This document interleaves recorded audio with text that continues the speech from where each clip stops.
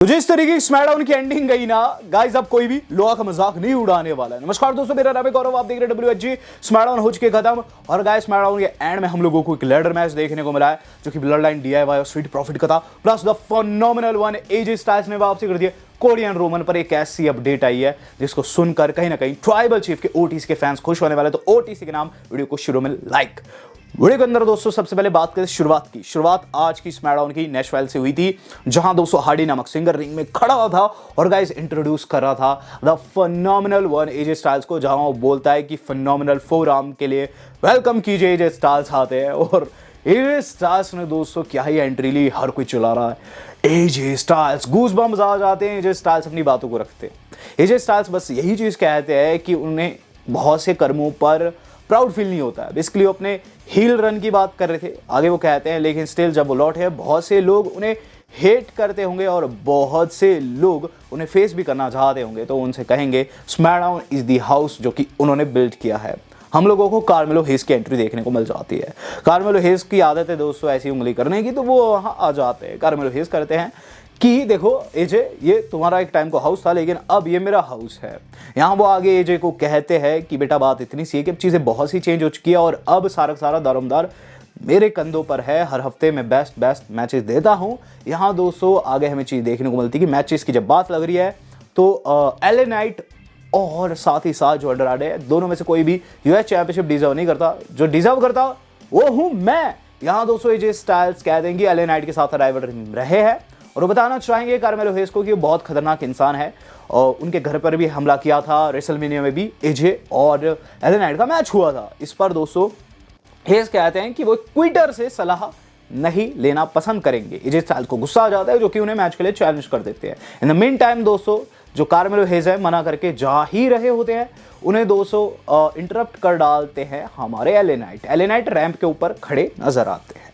LA night कहते हैं कि बेटा तुम्हारे पास दो ऑप्शन है, या तो इस तरफ आकर ब्रॉडवे पर आकर मुझसे 2-3 मुक्के तू खा जा, या तो वहां रिंग में खड़े होकर मैच लड़ AJ के खिलाफ। मैंने बात कर रखी है निकलने से और ये मैच कंफर्म्ड है। इसके बाद दोस्तों हम लोगों को ये मैच देखने को मिला है। इस मैच के अंदर दोस्तों LA नाइट ने वादा कर रखा था कार्मेलो हेज से कि अगर वो जीत जाते हैं तो वो उन्हें अपने खिलाफ अपॉर्चुनिटी देंगे, US चैंपियनशिप के लिए मौका देंगे। तो यहाँ कार्मेलो हेज दोस्तों काफी अच्छी परफॉर्मेंस देते शुरू में, लेकिन AJ स्टाइल्स ने जब मूव मारने स्टार्ट किए तो गाइस उनसे गलती हो गई। AJ स्टाइल्स दोस्तों जहाँ एक जगह पर स्प्रिंग वो मूव सॉल लगाते हैं ना, वहाँ उनकी जो टखना रहता है, टांग रहती है ना गाइस, जो एंकल रहता है वो नीचे जाकर हिट करता है और वो मुड़ जाता है और इस पर दोस्तों उन्हें इंजरी आ जाती है जो आगे जाकर और गहरी रहती है मैच में। और रेफ ये चीज़ देख लेता है, कैंटी बजा देता है ये चीज़ कहते हुए कि AJ स्टाइल्स कंपीट नहीं कर सकते। डॉक्टर्स ने देखा और गाइस AJ स्टाइल्स को सीधे बैक स्टेज भेज दिया। कार्मेलो हेज जो है मैच को जीत जाते हैं, खुश हो जाते हैं, लेकिन एकाएक दोस्तों उन्हें पीछे से आकर LA नाइट टेक डाउन कर देते हैं, BFT लगा देते हैं और उस तरीके से ये पहला आप कह सकते हैं जो सेगमेंट है ये खत्म रहता है। इसके बाद दोस्तों जो अगली चीज़ हम लोगों को देखने को मिलती है वो तो guys Roman Reigns and Cody Rhodes का बिग स्क्रीन पर दिखाना।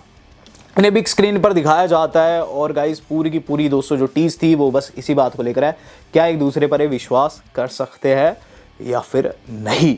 बात के लिए जाए इसके बाद दोस्तों हम लोगों ने जो अगली थिंग देखी वो था गाइस डंपस्टर मैच। मेरे हिसाब से सबसे एंटरटेनिंग मैच था आज की नाइट का। इसके अंदर एक बड़ा सा कूड़ादान ला रखा था, जैसे कि मैंने आपको बताया था, हरा एक कूड़ादान कुछ वैसे रूल्स रखता है जैसे कि कैस्केट मैच में रहता है। मैच की बात कर लेता हूँ, मिशिन वर्सेस जो चेल्सी है उनके बीच में मैच था और शुरुआत में डंडे से आपस में भिड़ने लगती है। काफ़ी मज़ा आता है दोस्तों इनकी भिड़ंत को देखने में। एकाएक दोस्तों मैच की एंडिंग कुछ इस तरीके से होती है कि मिशिन जो थी उनके ऊपर हमला हो जाता है, वहाँ पाइप एंड इवन उन्हें टेक डाउन करनी आती है लेकिन उनसे बच जाती है। और फिर दोस्तों हमें ये देखने को मिलती है कि गाइस एक जगह पर जो चेल्सी है वो गाइस टेक डाउन कर रही है हमारी मिशिन को, और जो टेबल है मिशिन ने लगा रखा है उस डंपस्टर के ऊपर कुछ इस तरीके से। और अब जो उसमें गिरना था, टेबल भी टूटना था और डंपस्टर में भी गिरना था। तो होता क्या है कि गाइस ट्राई मार रही थी चेल्सी, लेकिन गाइस वहां मिशिन ने पावर बम कर दिया उल्टा चेल्सी ग्रीन को, उसी के ऊपर टेबल जाता है टूट, जनता पागल, लिटरली होली शिट मोमेंट। और गाइस उसके बाद जो हमारी अपनी मिशिन है बाहर निकलती है और उस डब्बे को, उस डंपस्टर को बंद कर देती है, उस कूड़ेदान को बंद कर देती है ऊपर से। मैंने बताया जैसे ही कैस्केट रहता है वैसे रूल रहता है, तो बंद हो जाता है और गाइस हमारी मिशन जीत जाती है। लेकिन जब वो निकलती है ना गाइस, असली मोमेंट वो था जब थोड़ी देर बाद उसमें से चेल्सी निकलती है, मुंह पे चावल सॉस पता नहीं क्या क्या लग रखा था, बू आ रखी थी लिटरली दोस्तों। वहां हर कोई हंस रहा होता है चेल्सी ग्रीन के ऊपर। इसके बाद दोस्तों जो अगली चीज हम लोगों को देखने को मिलती है वो फिर से सैड कर गई। एजे स्टाइल्स को दोस्तों बैक स्टेज देखा जा रहा है, चेक किया जा रहा है, डॉक्टर्स कह रहे हैं कि नहीं नहीं तुम्हारी हालत बहुत ज़्यादा खराब है। एजे स्टाइल्स काफ़ी दुखी वहाँ नजर आते हैं। तो एजे स्टाइल्स ने दोस्तों अपना रिटर्न तो किया आज, लेकिन गाइस रिटर्न पर ही वो इंजर्ड हो चुके हैं। लेकिन क्या इंजरी रियल है या फिर गाइस ये स्टोरी लाइन का पार्ट है, ये हम नेक्स्ट वीडियो में ही डिस्कस करेंगे। अभी के लिए दोस्तों मुझे लग रहा है कि ये इंजरी उतनी रियल नहीं है। बात की जाए इसके बाद क्या, इसके बाद दोस्तों हम लोगों ने देखा है कि बियांका एंड जेड ने खुश कर दिया नाओमी को, ये चीज़ कहते हुए कि सिर्फ वो दोनों ही होस्ट नहीं करने वाली। दरअसल बियांका एंड जेड होस्ट करने वाली थी बैड ब्लड को, लेकिन वो बताती है नाओमी को कि तुम भी हमारे साथ होस्ट करोगी बैड ब्लड को, जिस पर नाओमी खुश नजर आती है। लेकिन फिर वहां बेली आ जाती है, जिसे देखकर जेड एंड बियांका वहां से निकल जाती है। इन द मीन टाइम दोस्तों जो बेली है ये चीज़ कहते हुए नाओमी को वहां से निकलती है कि रिंग में कॉल्ड आउट करने वाले नाया को। यही चीज़ दोस्तों उन्होंने की भी रिंग के अंदर दोस्तों, आखिर उन्होंने नाया को कॉल्ड आउट किया। ये चीज़ भी गई कि तुम टिफनी को ला सकती हो अपने साथ में। नाया आती है और टिफनी साथ में थी। यहाँ आज नाया काफ़ी फिट लग रही थी, सच्ची बात बताऊँ। नाया जैक्स आई और गाइस टिफनी तो माशाल्लाह लिटरली दोस्तों टिफनी काफ़ी सुंदर है। वहाँ दोस्तों में क्या चीज़ देखने को मिलती है कि जो बेली है वो दोनों के बीच में आग लगाते हुए नजर आती है। ये चीज़ कहती है कि देखो तुम्हें सिर्फ 2 महिलाएं इस रोस्टर में हराने की क्षमता रखती है। तुम काफ़ी डोमिनेट चैंपियन रही हो, बहुत सारे लेजेंड रहे, लेकिन तुम्हारा जो रन था सबसे डोमिनेट था। मैं मानती हूँ नाया, लेकिन 2 महिलाएं तुम्हें हरा सकती है। पहली मैं हूँ और दूसरी तुम्हारी ये दोस्त टिफनी है, जो कि ब्रीफ केस कभी भी तुम्हारे सर पर मारकर कैश इन कर सकती है और चैंपियन हो सकती है। जिस पर नाया टिफनी की ओर देखती है। टिफनी कहती है कि ये हमारे बीच में आग लगाने की कोशिश कर रही है और तुम क्या कह रही हो, मैं इसे अपने दम पर नहीं हरा सकती, मुझे इस ब्रीफ केस की जरूरत पड़ेगी। ऐसा बिल्कुल भी नहीं है। नाया कहती है ओए तू क्या कह रही है। हमें दोस्तों इन दोनों के बीच में गहमा गहमी देखने को मिलती कि गाइज इसी बीच बेली जो है इन्हें बीच कह देती है और गाइज फिर ये दोनों अटैक कर देती है बेली के ऊपर। इन द मीन टाइम दोस्तों में क्या चीज देखने को मिलती है कि बेली जो है ब्रीफ केस से नाया को पीट देती है, उसी ब्रीफ केस से जो कि टिफनी लेकर आ रखी थी, और थोड़ी देर के लिए उनका टाइटल भी होल्ड करती है। अब असली ड्रामा तो तब हुआ जब गाइस बेली ने रिंग को लीव किया। टाइटल होल्ड करने के बाद, टॉन्ट करने के बाद जैसे वो बाहर निकलती है, अंदर घुस आती है टिफनी जो कि ब्रीफ केस को उठाती है और रेफ भी घुस आती है और पूरा मूवमेंट कुछ ऐसा बन जाता है, लोग अपनी सीटों से ऐसे खड़े हो जाते हैं कि अब कैश इन हुआ, अब कैश इन हुआ। लेकिन कैश इन के लिए नहीं आ रही थी टिफनी। टिफनी का इसके बाद मैच था नाओमी के खिलाफ। नाओमी आई और टिफनी वर्सेस नाओमी हुआ। मैच की एंडिंग काफ़ी सैड थी टिफनी के फैंस के लिए, क्योंकि गाइज वहाँ एक रोल अप में लेकर दोस्तों नाओमी ने पिनफॉल ले लिया और गाइज एक और जीत उन्होंने टिफनी के ऊपर अर्जित कर दी।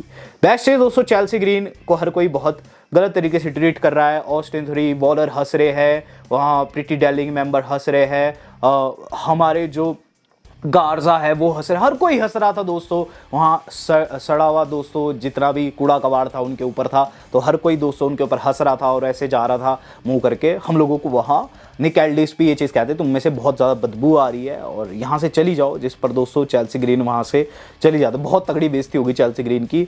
वहीं दोस्तों कार्मेलो हेज आकर ये चीज़ कहते हैं कि मेरा मैच अब कन्फर्म है ना एलए के खिलाफ। वहाँ दोस्तों निक एल्डिस कहते हैं कि वो चीज़ वो नेक्स्ट वीक डिस्कस करेंगे, अभी के लिए वो एजे के लिए कंसर्न है और वहाँ से चल देते हैं। अब गाइज हम लोगों को देखने को मिल रहा है main event of the evening. तो आज सच्ची बात बताऊँ, main event of the evening काफ़ी अच्छा था, लेकिन उससे अच्छा जेकब फाटू का प्रोमो था। जेकब फाटू कहते हैं आई लव माई सोलो। वहां दोस्तों एंट्रेंस वे पे वो चीज कहते हैं I love my solo, we Tongans love my solo, and guess what, DIY even Roman Reigns will love my solo. और अगर वो प्यार करेंगे तो वो रिस्पेक्ट करेंगे, और अगर वो रिस्पेक्ट करेंगे They will worship my solo। आगे दोस्तों जेकब फाटू कहते हैं, और अगर ऐसा वो बिल्कुल भी नहीं करने वाले हैं तो end of the day they will acknowledge my solo। जिसके बाद सोलो सिका कहते हैं नेशनल acknowledge me, और फिर दोस्तों वो छोड़ देते हैं अपने जंगली कुत्तों को, यानी कि दोस्तों टोंगन्स को, और गाइस टोंगन्स वहां फिर एंट्रेंस वे पे एंट्री लेते हैं और गाइस रिंग के अंदर चले जाते हैं। DIY स्ट्रीट प्रॉफिट भी आ जाती है, लैडर मैच शुरू हो जाता है। लैडर मैच की एंडिंग दोस्तों काफी तगड़ी थी। हमें क्या चीज देखने को मिलती है कि जहां एंड में दोस्तों DIY एक हो जाती है स्ट्रीट प्रॉफिट के साथ मिलकर, वो टोंगन्स को टेक आउट करती है और गाइस लिटरली दोस्तों टेक आउट करती है। वहां स्प्लैश लगाई जाती है लोआ को और ट्रिपल शील्ड पावर बॉम्ब लगाया जाता है, ठामा ठोंगो को दोनों डिस्ट्रॉय हो जाते हैं। हाँ दोस्तों, होता वही है जो कि गाइस एक्सपेक्टेड था। ये दोनों जो कि हमारे चैंपा है और गाइस एंजेलो है, वो गाइस ऊपर चढ़ रहे थे एक साइड से, दूसरी तरफ से दोस्तों चढ़ रहे थे जॉनी गार्गनो एंड मोंटेज। तो एक साइड से तो दोस्तों जो एंजेलो और चैंपा है ये गाइस खुद गिर जाते हैं बाहर, या फिर कह लीजिए लैडर के ऊपर जो कि कॉर्नर पर खड़ी हुई थी। दूसरी और दूसरी लैडर थी, उस पर दोस्तों लोहा ने गिरा दिया लैडर को धक्का मार के, और गाइस लैडर टूट जाती है। फिर दोस्तों लोहा चढ़ने लग जाते हैं, ठामा टोंगा आकर लैडर को पकड़ लेते नीचे से, और लोहा ने दोस्तों कुछ इस तरीके से वहां चैंपियनशिप निकाल दी, अपने ट्रोलर्स का मजाक उड़ा दिया, जो कि ये चीज कहते थे कि लोहा कुछ नहीं कर सकते, उनसे सिर्फ बॉच होते हैं, ही कांट रेसल। लोहा ने मैच जितवा दिया, ठामा ठोंगा एंड लोहा ने दोस्तों वहां चैंपियनशिप जीत ली, जिसके बाद जाकर वो गले लगते हैं वहां आ रहे होते सोलो सिक्का से, और गाइज कुछ इस तरीके से खत्म होती है स्मैकडाउन। तो कुल मिलाकर स्मैकडाउन की एंडिंग काफी तगड़ी रही है।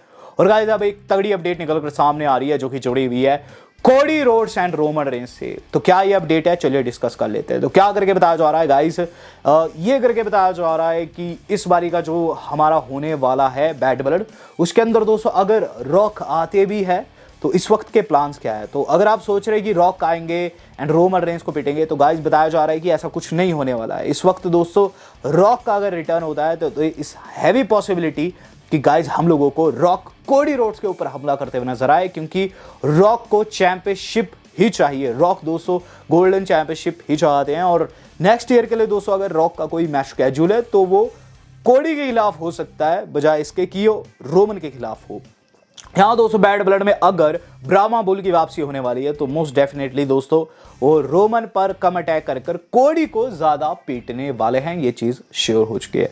भले तो अब आगे ही पता चलेगा। वीडियो आज के दिन वीडियो कैसी लगी है दोस्तों, do let me know in the comment box. Well दोस्तों आज तक के लिए इतना ही, धन्यवाद, शब्बा खैर।